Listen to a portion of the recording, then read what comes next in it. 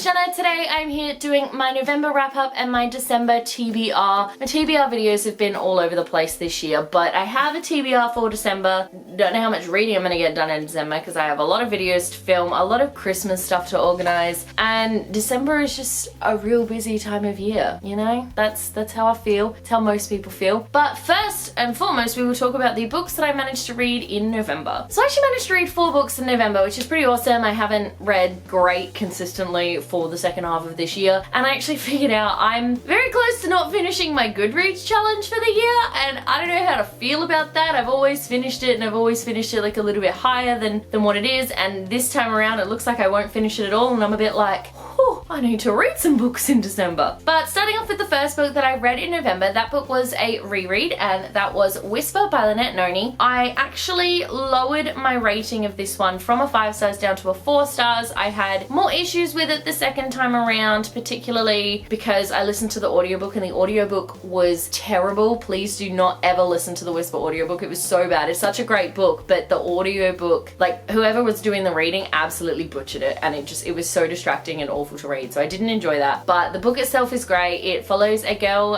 subject 684, also known as Jane Doe. She's been living for the past 2 years in an underground secret government facility, and she hasn't spoken in all of that time. So we spend the book trying to figure out who she is and why she's down there and why she hasn't spoken, and it's a really great story. It's got so many twists and turns that there are just things happening that you just won't see coming, and I read this book so differently now. That is because the second book that I read in November was Weapon by Lynette Noni. This is the second book and the sequel slash finale to Whisper. It was only a duology. So this book follows Jane in her quest after everything that happens at the end of Whisper to determine who and what she is. I gave this book a 5 out of 5 stars, and I really, really loved it. It definitely had me guessing, and it shocked me. There were some moments where I was literally like had my hand over my mouth like, surely this isn't happening right now, but of course it was, and it was just such a brilliant, phenomenal ending to this really great little duology. I really, really absolutely loved it. The third book that I read in the month of November is hilarious, and anyone who knows me will know why I read it, and that is Frozen 2 Forest of Shadows by Camilla Benko. Gave this one a 4 out of 5 stars. This book bridges the gap between Frozen and Frozen 2, and now having seen Frozen 2, I can see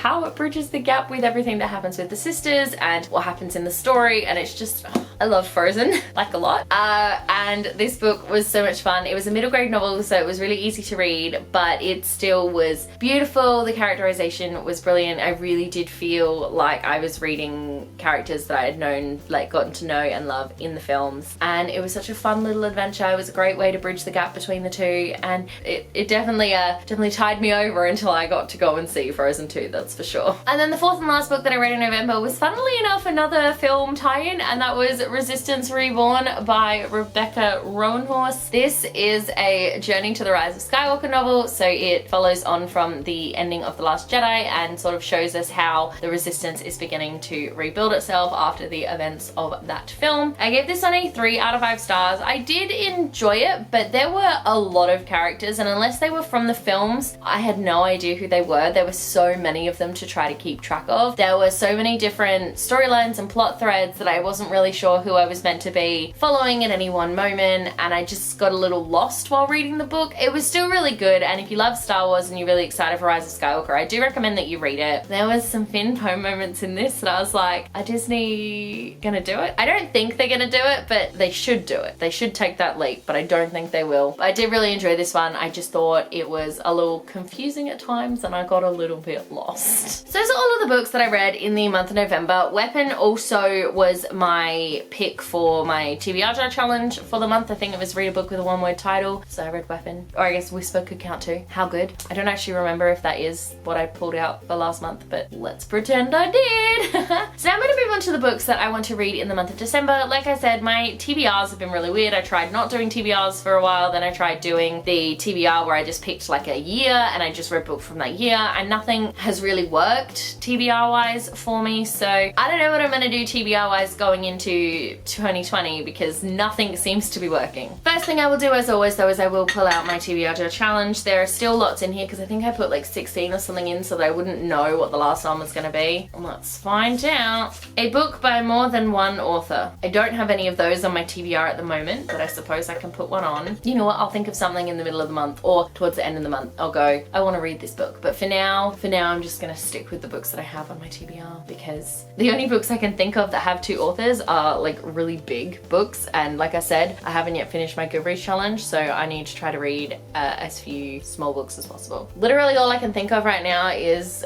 Gemini and Obsidio, and I'm not reading those this month, so nope, got nothing. Okay, so moving on, the YA Circle Book Club Book of the Month is One of Us is Lying by Karen M. McManus. This is because One of Us is Next is coming out in January, I want to say. I am actually currently listening to the audiobook of this one. I am 7 hours into it, I think. Let's find out. Wait, how do I find out? I can only find out how long I have left. I have 3.5 hours left on the audiobook, and I'm really loving it so far. It's really like twisty and turny, and I've been picking up on some of the secrets as we go, like I've been guessing them, but I need to know who the murderer is really badly. I just need to know. So they're the books that I have on my TBR. I have them there because I have been listening to One of Us is Lying, but listening to the audiobook at work because I do a lot of data entry at work, and data entry is very, you don't need all of your brain to do data entry. So I've been listening to this audiobook, and my drive to work, I normally drive with my mum, and I'm about to drive myself, and my drive is also going to take 15 minutes longer than it normally does. So I'm about to have a lot of time to listen to audiobooks. So the books that I've chosen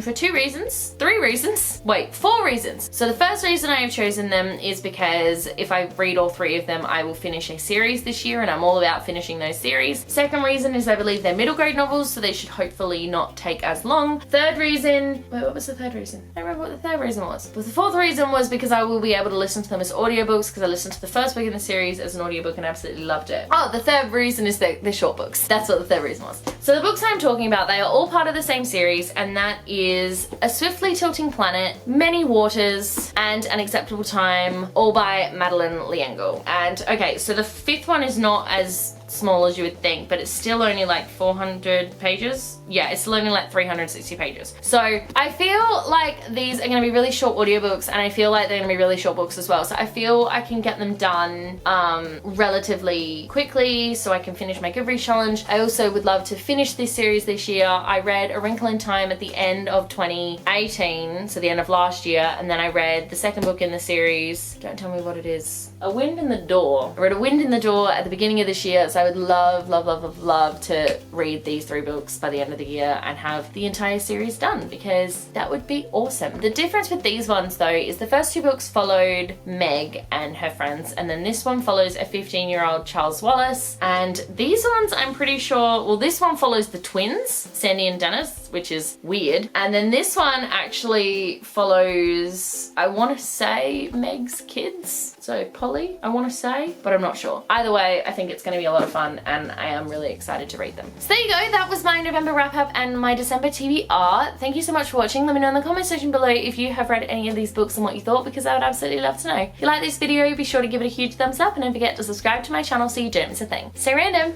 Bye.